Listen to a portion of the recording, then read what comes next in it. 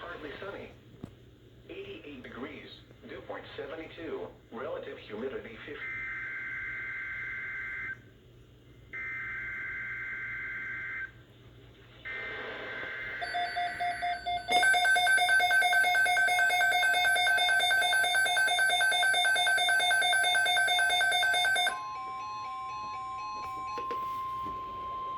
The National Weather Service has issued severe thunderstorm watch number 442, effective until 1 a.m. Eastern Daylight Time Tuesday.